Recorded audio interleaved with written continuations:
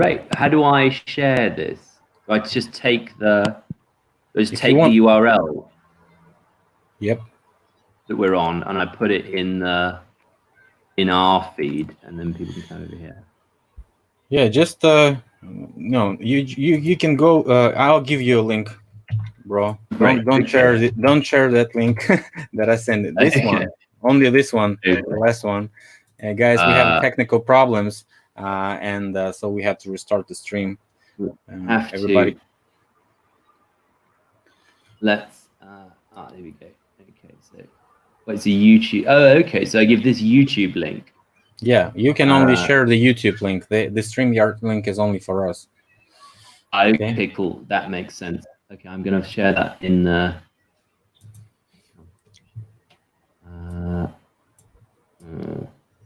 I go into our YouTube notes and I just put that as I come across. Wait a sec. Your channel. There.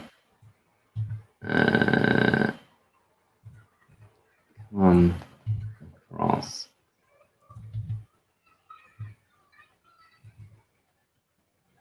To this link, better quality. Yeah, everybody. Hello. We had little problems, difficulties. We used to. We've had Anglo-American issues, we've Anglo-Saxon issues, and now we're going to, going to the Russian tech, and everything functions. Fancy that, like vContact is so much better than Facebook. We know that we know that you've got the logistics down. Thank you for saving our bacon. I think the problem here is, like, I've got to tweet at, generally when there's an issue with the internet here, you tweet at Richard Branson, because he does Virgin Media, and when you tweet at him and Virgin Media, they actually bother to respond to your issue with the internet. We're having terrible issues here in London with internet speed. I think because so many people are at home wanking, and taking their government checks. So where were we? I've lost. So we were talking about. Just start from the scratch. Okay, yeah. So I wanted where I really wanted to thread up with you, Philip, because it's something that you've been featuring for years, and something which I've followed is resets and looking at empty streets. So as soon as I saw the lockdown working its way through London, and I came to the studio and I saw that all the people had headed indoors, I suddenly realized, oh shit, this is what Philip was talking about on his videos about cities in reset being cleared of people. And that was a real eureka moment for me, that this actually has a reality, and we can see the resets going on live. And as you say, we're entering into this sort of roaring 20s, a roller coaster, kind of wormhole roller coaster decade, and that was really the first point where it hit home to me. Can you show those pictures that we you can show it too. You have a share screen button there. Oh, okay, cool. Yeah, I have a share underneath screen button, and you can share. Okay. Oh, I can share screen. Well, everybody saw those pictures. Yeah. Mordulance is a disease from chemtrailing. Okay. I have to research that, guys. I don't really know. I haven't heard that. Maybe I know it in the Russian, but I have to let me. Yeah, I can see your screen. Everybody can see your screen right now. Oh, great. Okay, fantastic. So if I do that, and then that, here we go. So Philip sent this through to me earlier as a Pinterest visual search of some of these astonishing 19th century images. Is this Petersburg here, this first one? With the naval columns you can see in the background, palace in the foreground, totally empty and denuded of people. And so there's so many of these photos. You have to from the 19th click on century. you have to click on the link so we can see it. We can only see the message box. Okay. What do I do? Sorry. Just click on the link in my message. So double In click your it. Yeah, I've clicked on that. We can only see your Facebook page. And oh, okay. Wait a sec. I've shared sharing this tab. Okay, opening a new tab. Sorry, in that tab. There, you got it. Yeah. Right now, Cool. You can see it. So we've got this first picture. We have St. Petersburg Palace in the foreground. These nautical columns in the background, which seem to be Antiquitech devices. We see them a lot in New York and all over the world. And then in the foreground, we have this empty plaza, and there's so many of these photos of entirely empty plazas. Now, I know that you were looking at the reasoning behind it, and they said in the kind of standardized history that this is to do with the technology of analog cameras, that you have very long exposures and hence anything that's moving is blurred, and so we're going to miss all of this movement of people and horses and carts and so on because it's blurred out. But in fact, there are so many images and it's so denuded. And actually, you find these crisp images elsewhere of people like in super HD, like it's a very modern photography medium. And so, yeah, I was just astonished that this was happening in front of my eyes. And so, how do you think that fits in with the narrative of reset? Well, reset can be done different ways, as you can see, right? So we are right now experiencing one. So the reset via the disease or the quarantine. So, but the idea is similar in all the resets. You just make the people disappear, and sometimes you kill them. Sometimes you maybe do some violent things and move the people from the town. Sometimes you flood the city. Sometimes you maybe using the biological weapons, which are disease actually.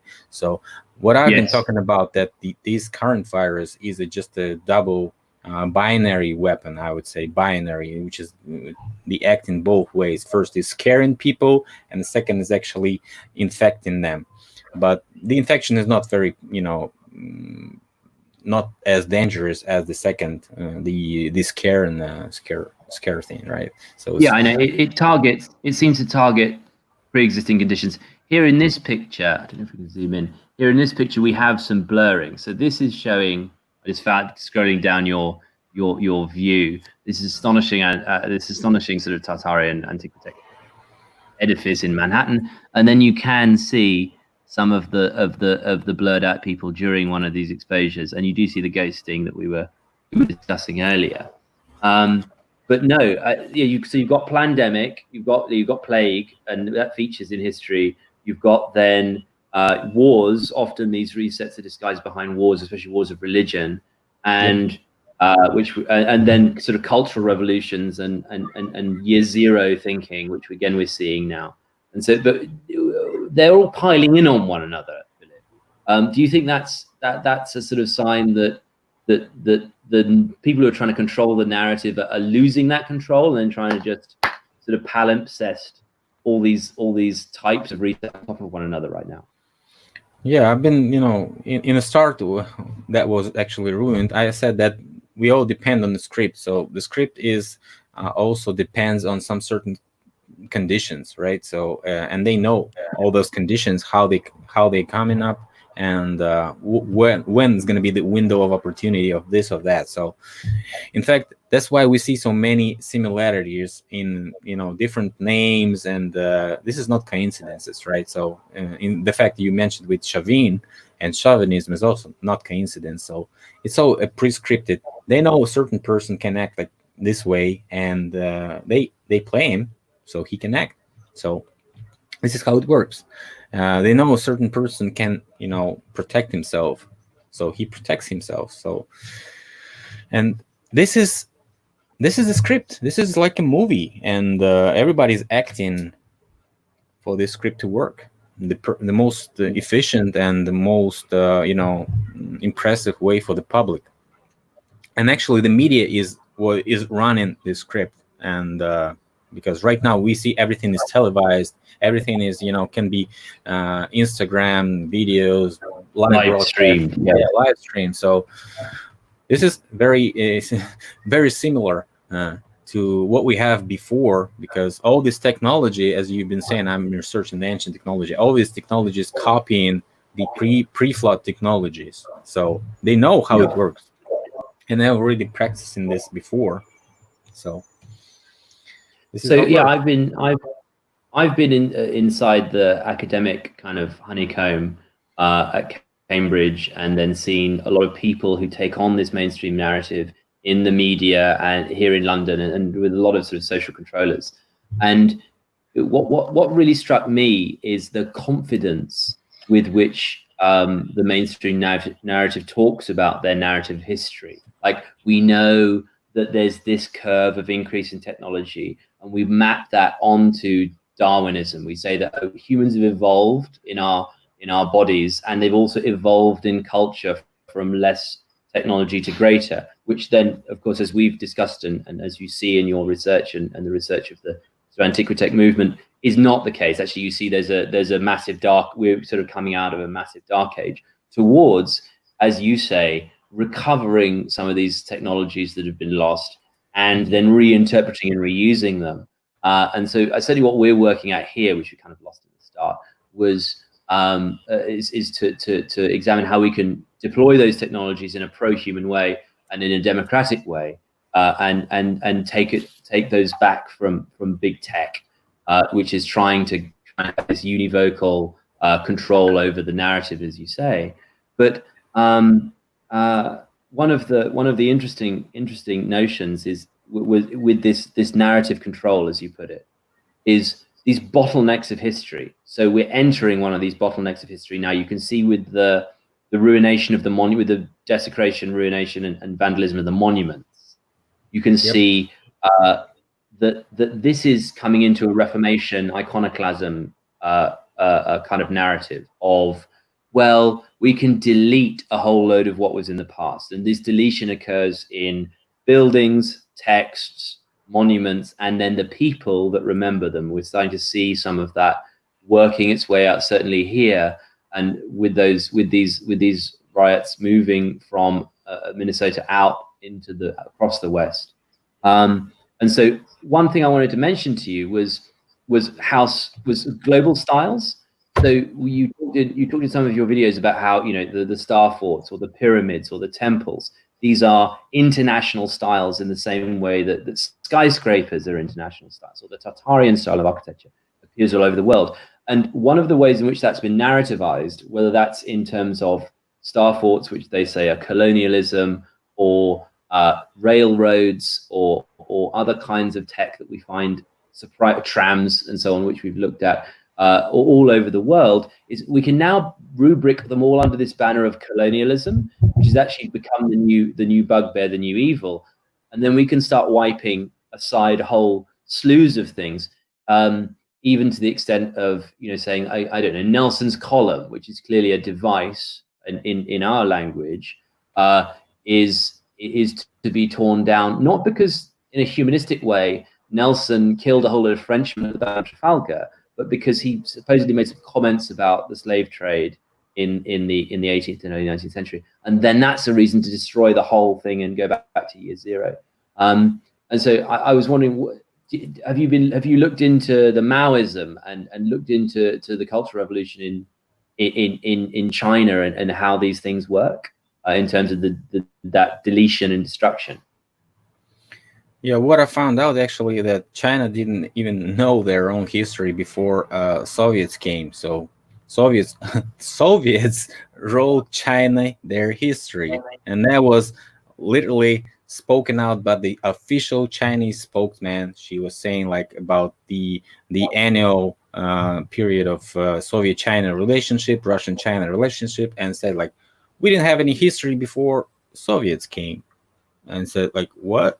And everybody's like, so that actually means that all we know about Tartaria, all those Great China Walls and all this stuff, pyramids in China with white, Shenzi 200 pyramids, yes. Yeah, and everything else, it's not a conspiracy theory anymore. So everybody is it's a well-known fact. So I'll be making a video maybe about that, but at least I have a line of topics that I should follow, and I don't have any times. So, and Lady Mutt sent me a nice video, a nice voiceover on Marine Kingdom. I also promised to make this video like a year ago, and all this crap that unfolds this year just stops me from, and I always forget about that video.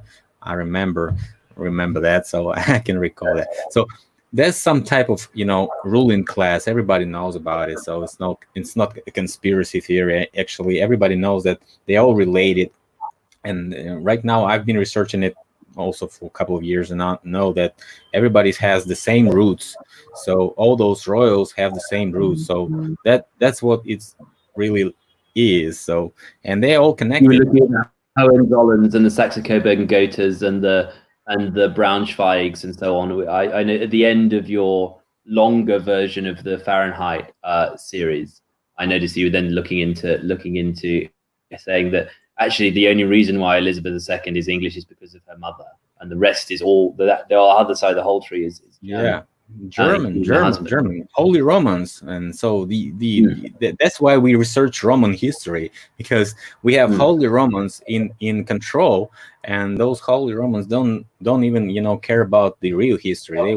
They want to prolongate their own history so they can be greater, and this is how they want to look. So, and whatever. So what I was trying to say is that the Chinese are actually the power that is rising right now. So everybody thinks that Chinese, they just pumped the Chinese like they've been pumping Napoleons, they've been pumping the Hitlers and everybody else. So pumping the economy, and then the bubble is popped and everybody is losing their money. That's how it works. It's a missing chair game. I've been saying it for years. That's how capitalism works, actually. You always have someone that loses, and you always have someone that wins. But only the one who have the script know when to win or when to lose. So this is how it works. Oh yes, and then how to short and who to back. Yeah, I get it. No, so we're going to move into this cull, this sort of cull of history, and they're gathering the entities which we're putting under this colonialism banner to then wipe aside. Who do you think is behind this? Is this Maoism then being used by the Western elite and then China, so that we can then have a sort of cultural reset of republics, constitutions, and then create a Chinese social credit system, which then creates a new kind of year zero digitally? It's like when you have a limited, amount of resources in some, enclosed system, like we have a closed system. So it's been closed as long as these parasites from the Marine Kingdom took over, and we've been mined for years, so for centuries, and they what they actually doing is raising the efficiency of this mining process.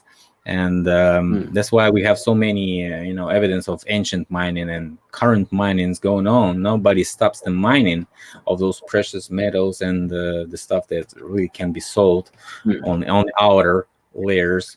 So, and that's why they don't want us to know our history, a real history, who we are. That's why they want to split and divide and conquer each and everything. So and you can see the narrative you've been saying, the current narrative, that we have the colonies and colonial style, and everything's going to be blended on that pretty much soon. We're going to be torturing all those monuments and defacing them just because somebody was like a colonialism and stuff. So, and that's why we have the same in Iran, Iraq, where they blowing up the statues, and that's what we have in Soviet Union. Yeah, so it's like communist rap, it's like changing of the narrative. So they want to switch from capitalism to communism and then back around. So it's like never ending story, Yes. So certainly we've been looking at blockchain technology as a means to create a new Athenian democracy, and to look at the constitution of Ceylon and say, look, this whole problem of people governing themselves has been dealt with before. All the architecture and the logistics and the infrastructure is there. It's all in the books. Okay, we don't have the chain of custody of the books, and that's interesting about the Aristotle thing and so on. But and what the monasteries were doing. But we have this whole this proof of concept in sort of startup terms here waiting for us, and we can articulate that then using the smartphones, but not through the top down model, but through this bottom up model. And we saw the same with the internet. It's kind of anarchy of many to many communication occurs, which is the DARPA let out the TCP/IP protocol, and then people started talking to one another, and then they sort of went to China and they said, okay, well, we've got to work out what does an internet system look like that is for command and control, not for people educating one another. And so now that they've sandboxed that out and got the smartphone into the 1984 kind of tool of control, now they can export it back out to the West using this crisis as a means of saying, well, we've got to track you, and you've got to kind of download all your vaccine data into your chip, and then you've got to have it. You'd be tracked in terms of your location and your payments and so on. And so, so we're looking at the moment as to how to invert that and how to really create a model that works for people. And so what I've been using from some of your videos is this notion of the bottlenecks of history. So if you look at history in the frame of historians, they see it like a Rubik's cube. They think it's like a problem to solve, and you've just got to turn the faces around, and then you'll have solved the problem of what happened in the past. Whereas, as far as I've seen from your research, what you've got to look at is lies and is the manipulation of narratives. Like there's a layer between you and the past, which is the layer of language and manipulation, and as you say, the control of the narrative. And so the victor can not only paint himself as the good guy and the enemy as the bad guy, but he can delete the enemy from history. He can take his works and make them his own, and he can also sort of then wipe out the diversity of opinion. Like, we think that the Reformation was about, Catholics versus Protestants, but actually there was a whole wiping out, as you say, other layers of history, which then you can funnel into this bottleneck. And it's like you've taken this nice rationalized Rubik's cube of the academic historian, and you've smashed it with a hammer, and you've taken away half the pieces and tossed them away. And then you tell the historian, okay, here's this smashed Rubik's cube, now make it up. And they're trying to make it up, and it doesn't fit, because actually the narrative is of you defining yourself as, I'm looking at the past moment and I'm understanding what went on and whose it was.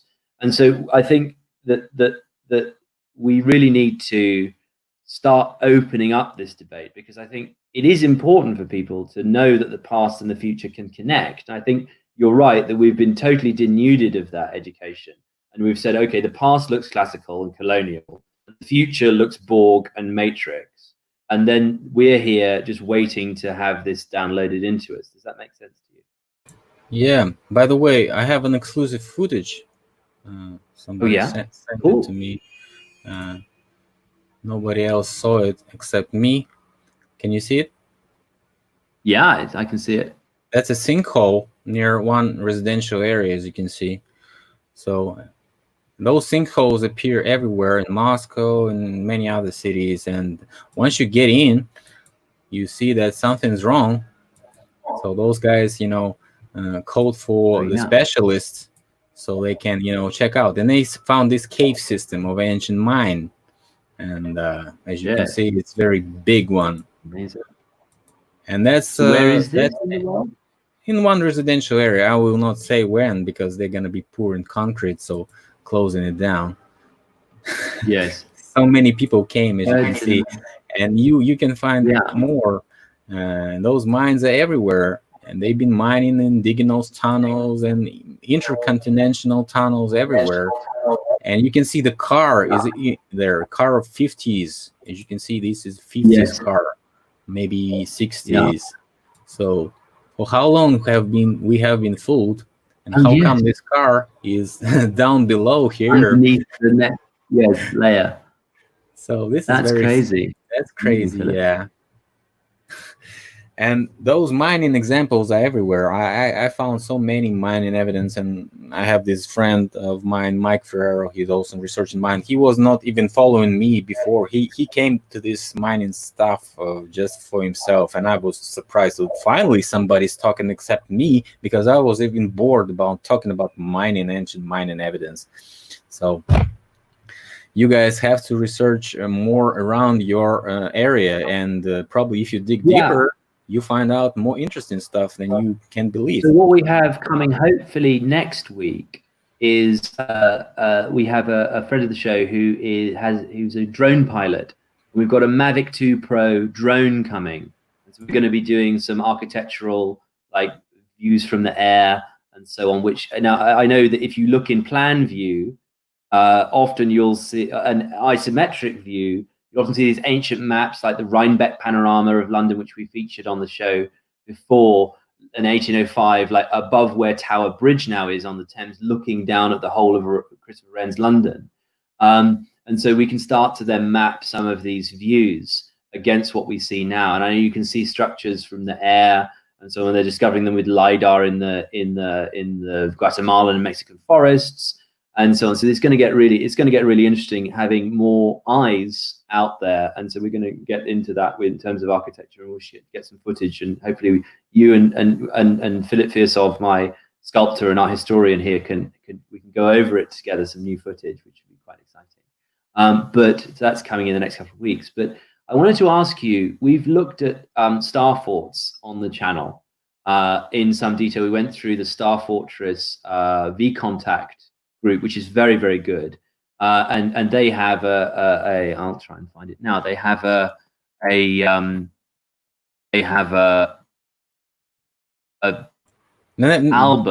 Don't bother. Everybody saw those star forts, and okay, cool. I mean, this is not a secret. What I wanted to ask you specifically is, you mentioned in your ancient versus modern video the modern engineering facilities look much like star forts and ancient facilities. And you mentioned gas you had a period when you were looking at gas empire with the star forts, and I was wondering what's your read on that at the moment in terms of what the star forts actually are for in terms of mining. I've been looking at the water systems going around, and maybe Tesla power. It's hard to fathom at the moment. What's your best read on the star fort functionality at the moment? Star fort just the outposts and stations of previous miners. So they have to protect their goods. They have to establish trades and logistics. That's why they have these tunnel systems and the fleet, so they can always, the star fort is always near the water or something like this. So, and that's why you have these connections to the marine kingdom also. And I think what we actually had before that gas empire was the Tartars. So Tartar is in one of my previous chats with Victor Buggy, you can find me picking up the etymology of Tartar. So this is actually mining empire, the gas empire, and everybody was digging back in the day. So this is what is going on. Drilling, mining, Mike Ferrero is very good at hydraulics mining evidence and all this landscaping, terraforming stuff. So you might as well check my chats with him and probably invite him if you want to know more about that. So, and right fantastic. Now, what I was looking at actually is no naval circulation in the Arctic and the Arctic shore of Russia. So I think that all the roads lead to Rome, but only if you say like this, but actually all the roads lead to Marine Kingdom and its existence and its symbolism everywhere, because banking system is also connected to Marine Kingdom. Yeah. Mining is connected to Marine Kingdom, and the whole world is a huge, big mine. We can see the salt water is also the evidence of mining, actually, because the water comes in the quarry and fills the quarry after the mining is done. So this is how it works, actually. Well, it's I mean, I suppose a neutralization reaction is acid plus alkali goes to salt plus water, right? That always struck me as intriguing. And then I looked at your blue blood element of the NaCl. Was it NaCl? Zion. Yeah, it's in Russian. It's cuprum OH. It's exactly yeah. It's cuprum is copper. How does that fit together with the Mendeleev table, which of course also came out of Russia? That was a question that my sculptor Philip came up with when we were looking through that. How does that fit with Mendeleev? Do you know about? Yeah. Do you know about? Mendeleev made up his table when he was sleeping, actually. So, and as far as I know, when we sleep, our mind travels up to the Navi world, the actual world that we live in, because what we have right now, this physical realm, is a closed system of physical existence, but the other worlds are a lot larger and further, and so the Navi worlds, they call it Navi world. It's navigation and all this stuff, and navigates gates to Navi. So, and you can only fall to Navi via the ships and the submarines or whatever. So that's why the Nazis wanted to have so many submarines, and were trying to follow to the Agartha or whatever they want, entrances to something, and all these legends about Admiral Byrd trying to capture them in Antarctic. It's all related to the same thing. They are looking for those gates, Yes.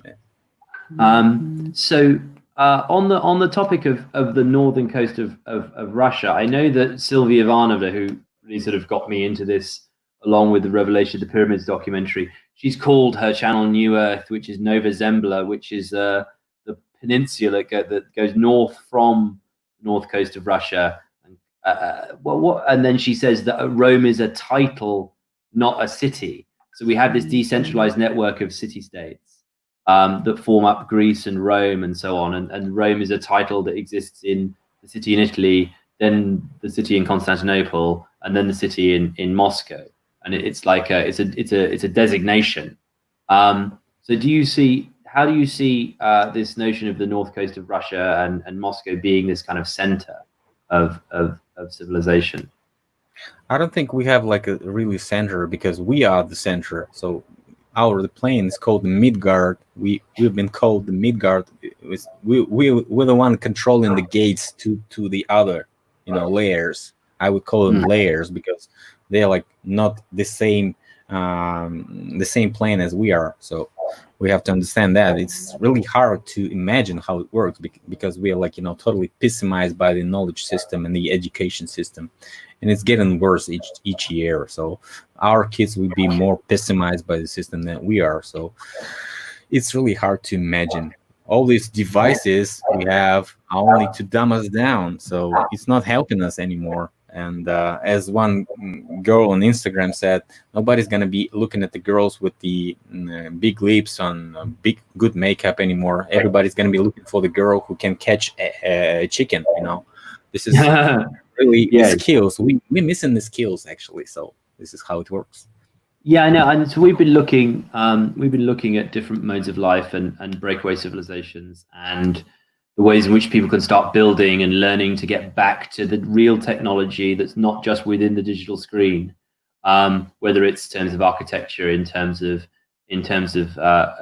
survivalism and prepping, or in terms of understanding the technology that we have and looking at mechanics and so on. What do you think that we can recover? I mean, if you look at railroads, I know railroads are really very interesting. Do you think that we can recover like the different stages of tech? Are you positive about that? Are you optimistic about the ability of people through the internet and through this means of communication to create a new world, or are you more pessimistic? I think it's a missing share game. I said it before, so I think whoever's going to be losing it is going to be losing it all. So we're all in right now, like a poker game, and everybody is guessing what is going to be, having their income with, or their, profits. So this is the change of thinking, of mentality. When we stop thinking this way, we can realize that something's going on. Because right now we're hooked on survival, and the system is, like you said, tightening the belts. The system is tightening the belts right now. So sooner or later everybody's gonna understand that we're missing the real skills and missing real information, real history, real knowledge, and all this digital world is just imaginary, at least if it's not gonna be happening the other way, because who knows, maybe we are the entrance to this digital new world. And I would be glad to see this cryptocurrency exchange and how it's going to be happening. But right now, I only see it says CIA, cover up operations, or maybe something else that's more worse than that, because people investing in this stuff and they don't really can, feel what they have, like the paper gold. Also, you investing in gold, but you don't have the actual gold, So yes, the certificates represented at the Bank of England, and then you can be arrested or depersoned in various ways, and then of course your assets are forfeit. So your paper, it means nothing. It's like the question of control. Who is controlling it? Not us, actually. So we can only guess what's going to happen with those assets, and that's it. Yeah, no, and it's certainly, I think, as far as I've found, there's a lot of psychology and a lot of a matter of deprogramming, like one person at a time. When you start introducing them to these concepts, when you start saying, okay, you can have potential in yourself to create your own project outside of the corporate reality, and we can just build one person at a time. And you can see this in overdrive with the lockdown. And people becoming fearful of one another's bodies and one another's presence, and that they really got inside the heads of so many otherwise well-educated, otherwise intelligent people who just downloaded the paranoia completely. And so actually that I've found people have more potential to wake up from a darker state. You know what I mean? That if they see quite how far they've gone down the levels of hypnosis, they can snap out of it perhaps a little bit more than if they're kind of comfortable. And so maybe you're right. Maybe this is a moment to accelerate through. But I'm trying to work out what the best channels are to do that, and how to get people to own their time more. And hence this idea of a knowledge standard cryptocurrency, this idea that, well, where's the starting point? It's education. It's people being able to teach one another. And that's what the internet has really done that's positive. That's not just gotten people inside of the digital screen reality away from their understanding of people and the way of their understanding of how to live. And so, do you have any advice on how we could create an education system that really empowers the brain rather than makes people jump through those hoops? That's the problem of all these, digital technologies. On one hand, we see so many benefits, right? So you've been just mentioning some of them, but on the other hand, those who control the internet are actually 2 or 3 steps ahead of what we think they do. And this is what I was hoping for, that we have a window of opportunity and we can share our thoughts. And all these mudslot topics was trendy for a while, and right now what I can see, I can not even find my videos with exact search keywords, and I'm search engine optimization specialist also, and I cannot even find my videos. So they totally pessimizing the algorithm just because of me. No. They have the fact checker system, they have the affiliate system, they can do whatever, and all those algorithms are being improved each year. So, and it's not about profits anymore. They don't care about profits. They don't care about how much views you get or how much Patreons you have or whatever. They're gonna let you do all your stuff you do, but they won't let you to the mainstream. That's what they kind of doing. They can let the mainstream to show the people that are being controlled by them for years, like David Icke or whoever, you name it. So I've been saying it for years. Whoever is in the mainstream is being controlled. Everybody knows that, but they still follow David Icke and his conspiracy crap that he's promoting to us, and which is like 90% truth and 10% of terrible lies, which are very more destructive than knowing all this truth actually. But it's great for waking people, waking some people, but still, the amount of people that cannot think by themselves, cannot analyze, is the product of this digital technology system that we're gonna have. And digital remote education is also canceling the total analysis in our brain, and our kids and their kids probably won't be analyzing anything. They're gonna be following the commands like robots and androids.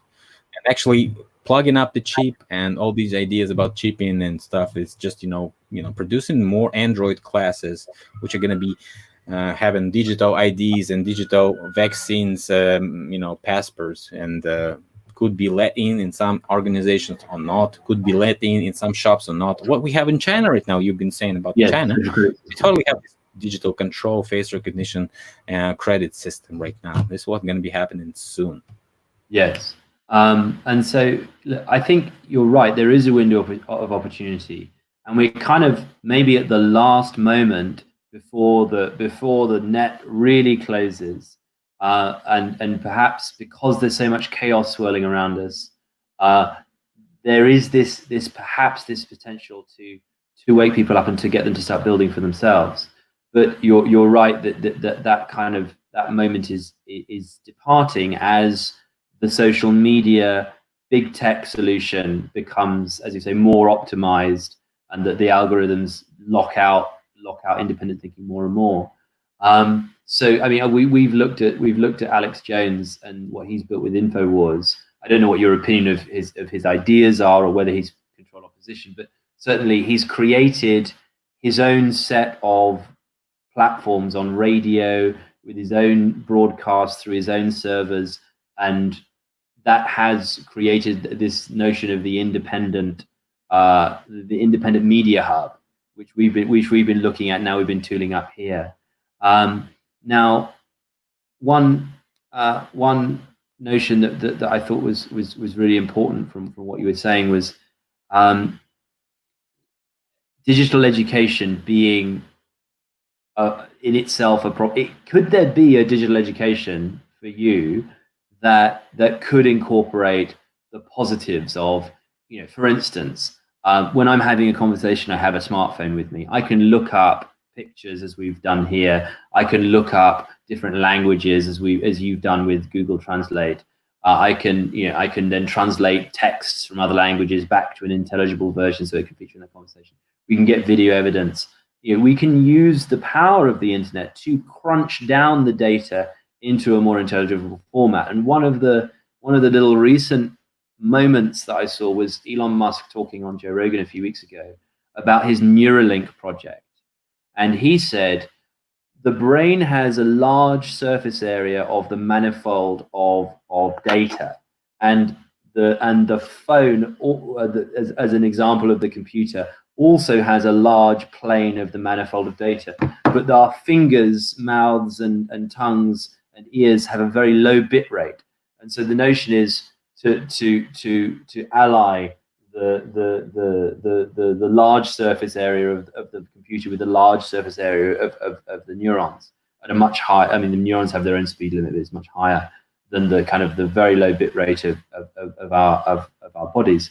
But what he said that was particularly interesting as a tell, which I wanted to ask you your interpretation of, was he said, we're doing Neuralink because we want humans to still be in the conversation. We want to make AI bionic because we want a seat at the table, and we don't want to be left behind from the next stage. So we want to make the Neuralink to make humans relevant still. And what would you make of that because he often introduces these concepts into the mainstream media, often like without permission from the controllers? Well, when you say these long questions, I totally lose some details. But starting with remote education. Remote education is going to be plain and simple. If you have the money, you're going to have the full contact, real education with your teachers and meeting them in the real life. Only those who will suffer with lower income, and that's going to be the vast majority of people, like 90% are going to be have remote education, which is going to be a lot cheaper and more marketed and presented by the marketers. So second, Elon Musk's neuro system, it's his line actually, because our brains have the most capacity that 10 times higher than all the computerized systems in the world. So our eyes have more megapixels than each and all the cameras combined, and nobody can actually make the same quality of picture that our eye and our brain can decode. So what he's actually doing is he's selling his future products for the audience, and that audience is not those who watching Alex Jones. That audience is actually those who buying stocks. So this is how the project Tesla started, and how many years passed, and actually what did he actually do? Nothing. Just showing us CGI pictures and all those cars that actually doesn't really he didn't make them cheap enough for everybody else to buy them. So it's not the mainstream car, it's the car for the rich. So this is we've had electric car infrastructure before.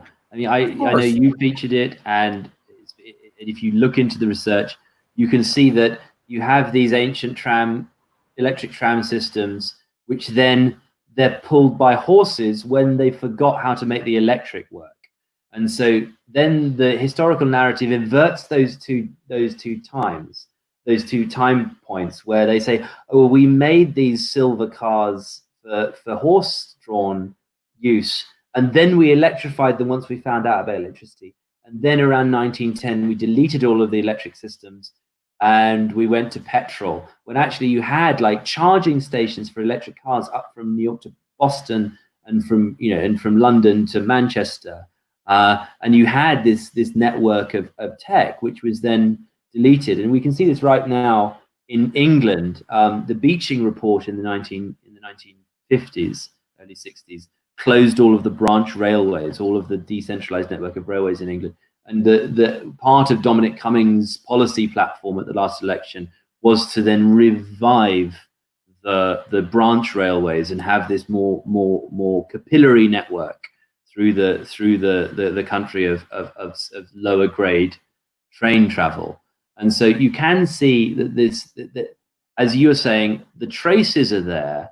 The question is, can they be reactivated in a way that's pro-human? Well, actually, it's all about control again. So whoever controls the system understand that what's going on inside the system. It's like when you have the farm and all those cows in the farm, they think that they raise an efficiency of milking and relationship between the cows, and maybe they meet their cows after after they have been born, and talk to them via the screen or something, maybe have smartphones to connect to their calf, but actually that calf is dead already, and the cow can't give you any milk if it doesn't have the calf before, and it hasn't been stolen from that cow. So this is how it works. Whatever you've been dreaming about and making your production efficient or inside the farm, it doesn't mean that it's working outside the farm. So we can guess whatever. We are not controlling this farm anymore. So this is what don't want to work on Maggie's farm no more. I'm not saying become vegetarian, guys, not this time, because this is also, and talking about electric charging, how much does the 1 kilowatt cost in comparison to oil and burning of the gas, for example? It's a lot more it's a lot less ecological than to burn any gas or gas. You're displacing the pollution from the location of the vehicle to the location of the burning point of the power, the power grid. And yeah, I saw an amazing documentary recently by Michael Moore that went into the detail of the green energy scam, in terms, as you say, of investment funds looking to park money in green energy, which is actually burning wood, 99%. Is 1% inefficient gas and wind and solar, and that was a real eye opener as to exactly how that particular matrix has turned into massive profit for Al Gore and his friends, and also that coming from somebody of the political left was very interesting because it activated a set of people who wouldn't listen to the Alex Joneses of this world, but because it was said by Michael Moore, then you could say, oh well, Michael Moore said this, so you might be more interested in. Yeah, Michael Moore.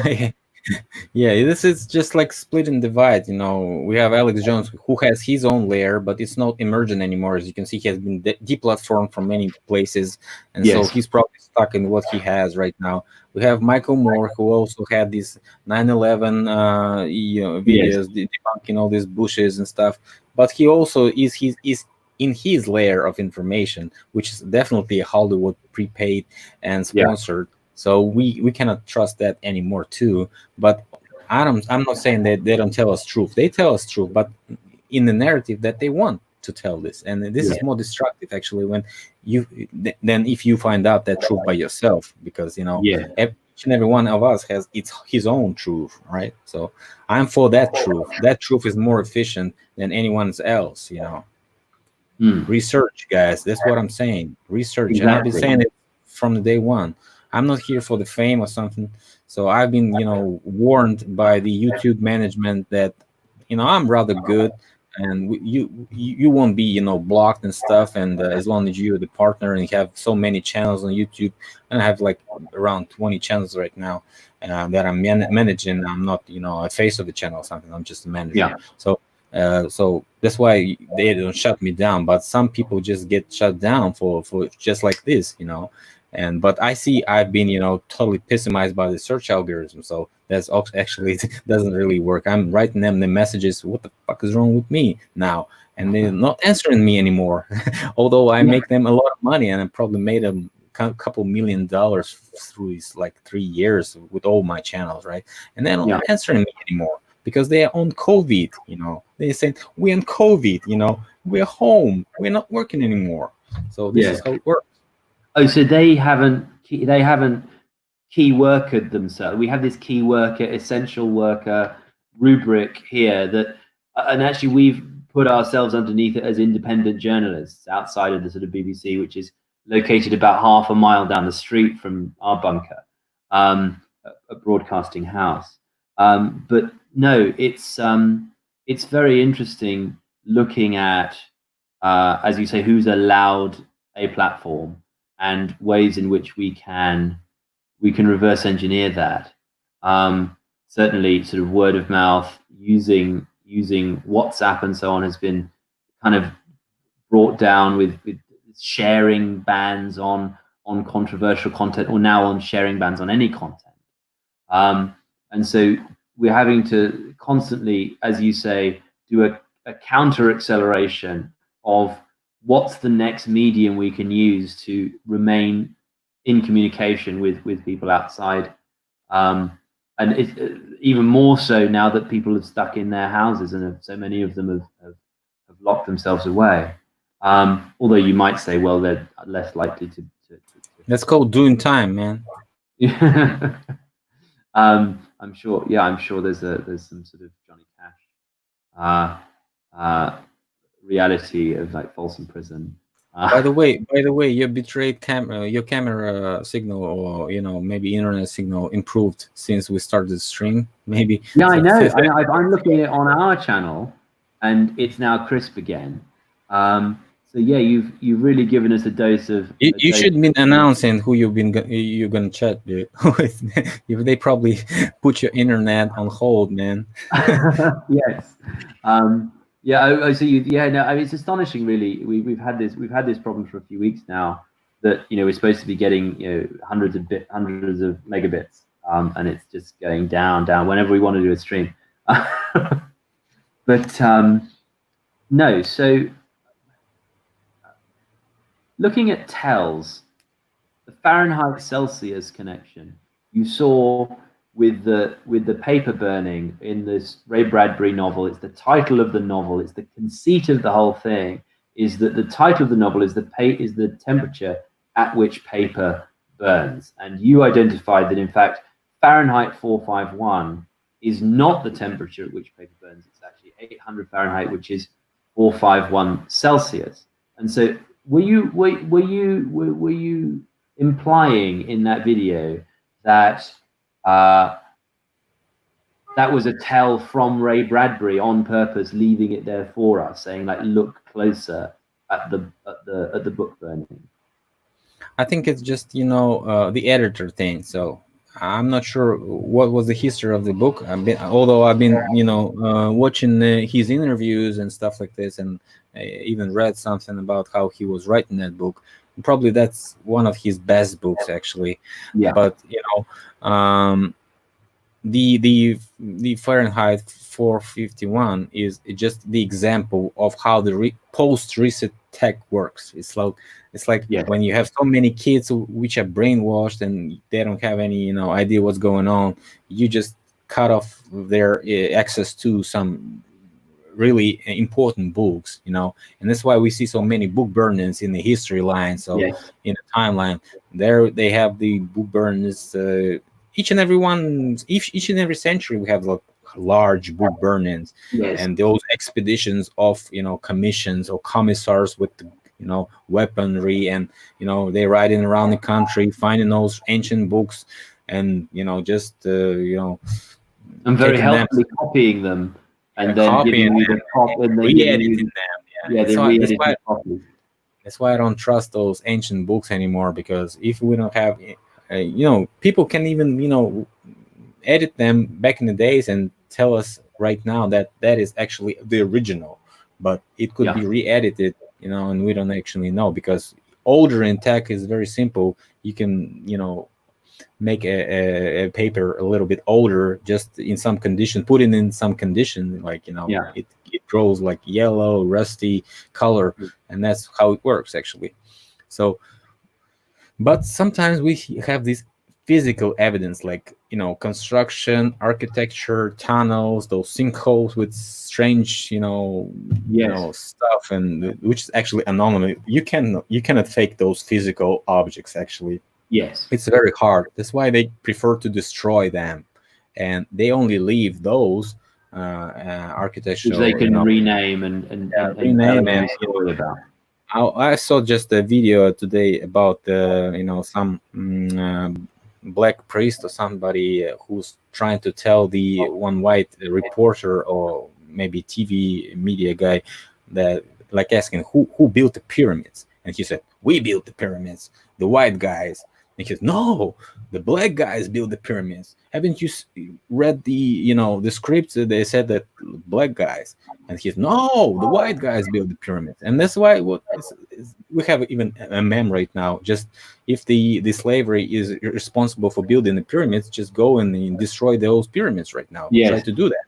But I'm not like, I'm putting myself down, calming down and breathing and saying like, okay, whoever built those pyramids, why, if those were the black guys, why didn't they restore them then?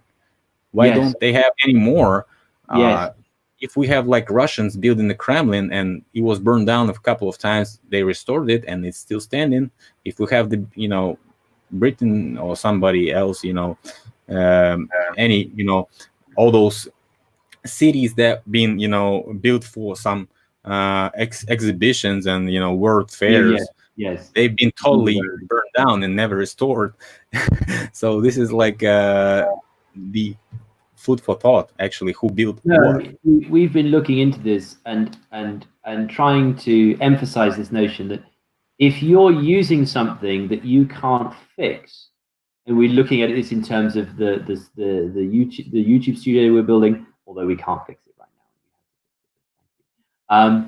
but in terms of our infrastructure, in terms of, like, say, Victorian sewers in London, if you can't tinker with it, if in fact if there's a policy out there that it's best not to touch it, because if you touch it, it probably will break, and hence that you don't know how it works to begin with. You didn't make it, you can't even repair it, so it's best to just keep it ticking over. Then we're like the Saxons that massacred all of the Romans in Roman Britain, and they lived in mud huts in the shadow of the crumbling fora and temples and villas in where I'm from, in St Albans, which is Verulamium, a large Roman city in Britain. And they ported then the stone up the hill to create a medieval cathedral, and you can see the flint and the stone and the thin Roman bricks inside the sort of Romanesque cathedral on the hilltop. We are those Saxons who massacred all the Romans and now are living in the mud huts because we're superstitious of the infrastructure we don't understand. And you can see that, as you say, you can see it happening when we can't touch it in case it breaks. Yeah, and that's what I'm saying. You're living in the detritus of your ancestors. Yeah, probably we can fix and renovate some building in some parts, and spend a whole bunch of budgets on renovating and making a great event for the public. But actually, it was dual or maybe triple purpose devices before, and actually those architectures can only fix the facades and don't even know how the stuff actually worked before. All these electrical cars with Teslas and gasoline and internal combustion engines are just a joke, because we have all this atmospheric electricity all around, magnetic fields and torsion fields that could be used, but they don't use it just because they don't actually want us to know that it's plain and simple to get the energy from the scratch and don't pay for it. All those rotation wind and solar panels, just also useless amount of money, because you spend so many money on that, and that's if it's breaking. You use rare earth minerals to create these photovoltaic cells, which then have an energy cost which is not factored into the energy table and the pyramid that they create in the docks, in the deck, as you say, for then the investors in the fund. And it's a complete energy sink and a complete pyramid scheme. And it's funny that pyramid scheme has come to mean something bad. That I thought was another little tell that you might be interested in. We often get it with crypto and blockchain. Oh, it's a pyramid scheme. No, it is a pyramid. You got to use the SATA. Yeah, it is a pyramid scheme made of great big stone blocks on the blockchain. You got to take it back. You reappropriate the term. Yeah, actually, I made a video about the Giza complex, and it's totally looking like a chemical plant. So yes, perhaps that was just the shape of the energy sources that they used to, produce the chemicals from the amount of resources that they had. And by the way, Putin said about those ventilators, all those wind, capturing devices, wind turbines. He said they're working pretty good, but the awful thing is all the worms die. They it's vibrating so much that all the biological creatures in that area, in a certain area of vibration, just die. So is it really ecological then? I don't think so.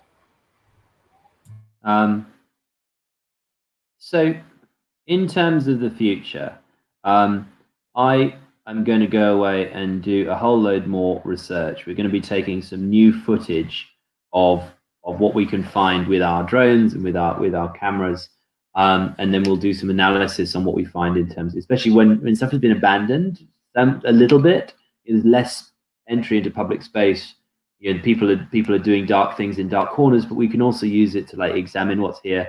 You mentioned that we can only restore the facades. There's a huge building and demolition project now in London and across Britain. I don't know if it's true there too, where you see the facades propped up, buttressed up, and then the rest of the building hollowed all out behind it into a trench. So the whole building has been cut open and the facade has been buttressed up. Then you create exclusive apartments for Russian emigres, and you use the classical facade but you obscure whatever was there before in terms of the structure, and then you hollow it out underneath. I'll take some footage. There's a place called Whiteley's in Queensway in West London where they're doing it right now. It's an amazing and kind of Tartarian style Art Deco, Art Nouveau structure, and they've done exactly this. And the trench inside is huge. Yeah, one remark. I never said that was Tartarian style. It's called antique style. That's really the name, because the antique civilization is the key word for all this stuff, because Tartarians were also the antique civilization, you know. So go on. No, so I will be getting that footage and we'll be analyzing it. And hopefully we'll have a talk again. I'll bring down Philip Firsov, my sculptor and art historian. He has his own Anglo-Russian heritage and does, you know, wood carving and stone cutting and bronze casting and so on. He's inside the making, and so we've been looking at him with the making of art objects and the making of sculpture and how weather chisels can actually achieve this and so on. So we've got a few videos on that, which I will go through some of that stuff when we're together, and hopefully you can join us. And then we're looking to set up this blockchain university to try to use this moment, as you've identified, this kind of break before they crunch everything down into the crusher of the Maoist cultural revolution, of the reset, and see if we can get people to start to look at life with new eyes and educate one another. Yeah, I would like to see you succeed in that, because that would be some hope, at least, you know. So yeah, and I'd be very glad to have a chat about the logistics as well. You've obviously got this down with the StreamYard. Maybe that's an intermediate layer that kind of works with YouTube better than what we were doing. But no, thank you so much, Philip. And it's been a real pleasure finally to have a face-to-face chat. And you know, I just want to say I'm such a fan of your work, following it for years.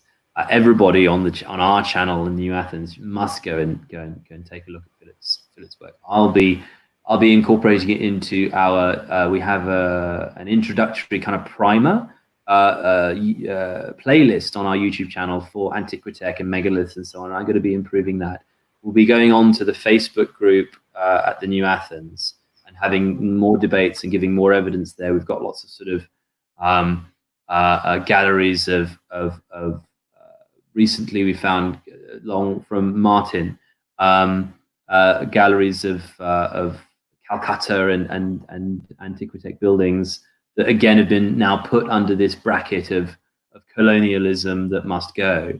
And so I think, you know, documenting what exists is really important, because it may go and we may have a long time before we can, as you say, restore or repair.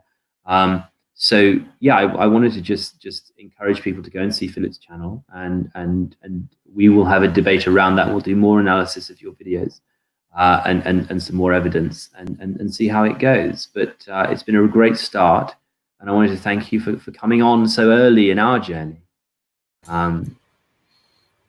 Yeah, thanks for inviting. Anyways, although that was a little screw up in the start, but I think we had a good finish for today. And thanks everyone who joined. Although that was my backup channel, 100 people I think joined us during this chat. So that's okay, really good. So to carry on the debate, you can go to the New Athens YouTube channel. You can go to facebook.com/groups/the New Athens, and all over social media @the New Athens is the title of our project, of our blockchain think tank and blockchain university. And our notion is to bring back an economy of the true, the beautiful, and the good, based on a knowledge standard of currency to allow people to educate one another. We really love you all to come over and participate. I know that Philip's audience is a really, really exciting group of people who really are doing their own research, and that's what we're trying to inculcate here in London and then globally. So thank you, Philip. And thanks a lot. Let's keep in touch. Yeah, thanks everybody. Such a pleasure.